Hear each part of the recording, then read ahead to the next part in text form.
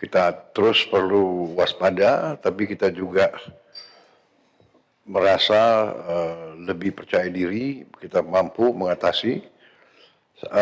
Terima kasih dengan semua instansi yang telah bekerja keras. Saya juga terkesan ya langkah-langkah yang sudah ambil.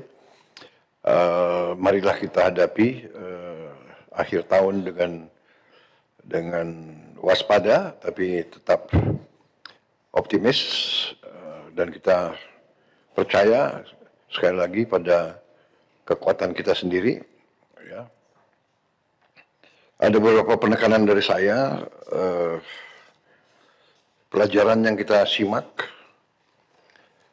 dari ini semua bahwa kita perlu benar-benar mengelola sumber daya kita. Saya sudah hitung, saya sudah pelajari angka-angka, banyak sekali sumber daya kita yang bocor. Sedikit demi sedikit kita tutup. Sebagai contoh, terlalu banyak kegiatan pembalakan hutan liar, illegal logging, juga illegal mining, tambang ilegal terlalu banyak penyelundupan. Kita sudah kerahkan TNI, Polri, kerahkan kekuatan, masih saja pihak-pihak yang terus tidak mau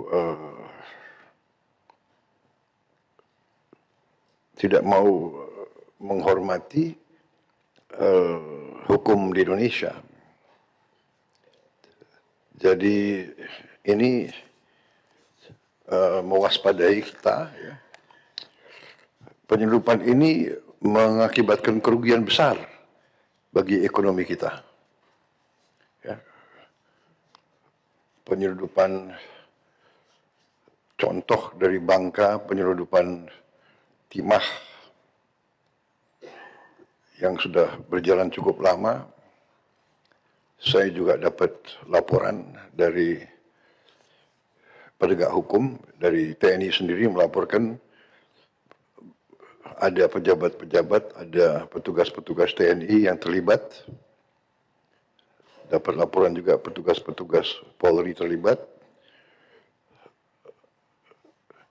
Dan beberapa instansi, ini benar-benar saya berharap Panglima TNI dan Kapolri benar-benar menindak aparat-aparatnya yang melindungi kegiatan penyelundupan ini. Dan juga kegiatan-kegiatan ilegal, pelanggaran hukum, ini harus kita hadapi dengan serius. Ya.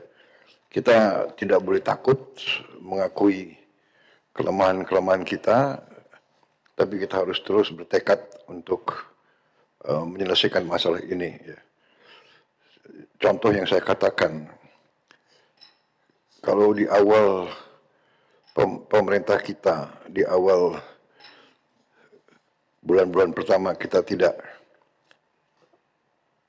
melakukan efisiensi penghematan besar-besaran, kita sekarang tidak punya. Ya, kita akan punya, tapi kita tidak sekuat sekarang.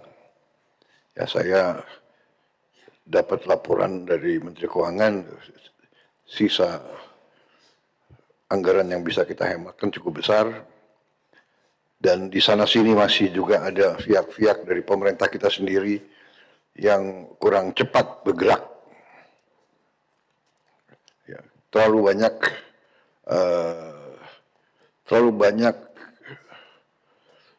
menghamba kepada peraturan. Peraturan dibuat oleh manusia. Kalau peraturan yang tidak menguntungkan bangsa dan rakyat, peraturan itu harus segera kita rubah. Saya ulangi, kalau peraturan apapun, peraturan menteri, apalagi yang di bawah itu, ya, perpres sekalipun, undang-undang sekalipun, yang tidak sesuai dengan Undang-Undang Dasar 1945, ya, kita tidak boleh ragu-ragu. Undang-Undang Dasar 1945 jangan jadi mantra. Saya ingatkan, khususnya di bidang kehidupan sehari-hari, berarti pasal 33 itu yang menyangkut kehidupan ekonomi, saya minta ditayangkan ya. Ini sekali lagi, untuk kesekian ratus kali saya tekankan.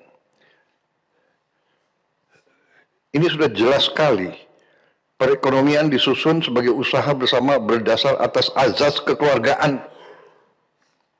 Tidak boleh ada korporasi yang mengalahkan negara. Kita butuh korporasi, kita butuh dunia usaha swasta. Tapi dia tidak boleh mengatur negara dan mengalahkan negara. Dua, cabang-cabang produksi yang penting bagi negara dan yang menguasai hajat hidup orang banyak dikuasai oleh negara. Bumi dan air dan kekayaan alam yang terkandung di dalamnya dikuasai oleh negara dan dipergunakan untuk sebesar-besar kemakmuran rakyat. Empat, perekonomian nasional diselenggarakan berdasar atas demokrasi ekonomi dengan prinsip kebersamaan, efisiensi berkeadilan, berkelanjutan, berwawasan lingkungan, kemandirian, serta dengan menjaga keseimbangan kemajuan dan kesatuan ekonomi nasional. Yang kelima, ketentuan lebih lanjut mengenai pelaksanaan pas diatur dalam undang-undang. Jadi, sekali lagi, semua peraturan, semua produk-produk hukum yang tidak sesuai dengan pasal 33 ini, kita harus berani, kita tinggalkan dan kita rubah. Haluan kita harus mengacu kepada Undang-Undang 1945, pasal 33. Saya sudah pelajari beberapa konstitusi negara-negara lain. Mereka semua punya semacam ini. Malah lebih keras lagi. Dan mereka yang melaksanakan ini ekonominya benar-benar drastis meningkat. Jadi tadi memang saya tidak terlalu banyak mau bombastis ya. Tapi mungkin perlu diketahui ya, rakyat juga mungkin kita sudah ambil tindakan-tindakan tegas. Pemerintah sudah 4 juta hektar sudah kita kuasai kembali, kita cabut. Dan tahun ini Menteri Kehutanan dan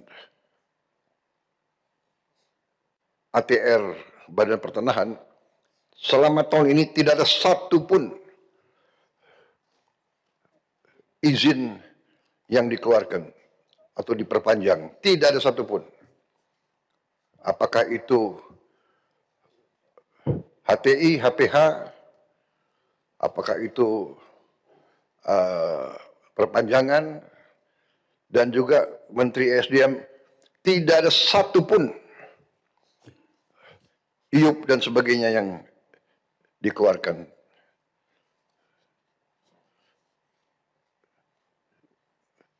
Karena kita akan review, kita akan kaji kembali yang tidak sesuai dengan pasal 33, yang tidak menguntungkan rakyat, kita tidak boleh ragu-ragu. Kita tidak akan teruskan. Ya, kita berpegang kepada itu, saya berpegang kepada ini, bumi dan air dan kekayaan alam yang terkandung dikuasai negara, dipergunakan oleh sebesar-besar kemampuan rakyat. Kalau mereka yang megang konsesi menyalahgunakan, dia ambil keuntungan, tapi keuntungannya dibawa ke luar negeri dan tidak ditaruh di dalam negeri, itu merugikan kepentingan nasional dan kepentingan rakyat Indonesia.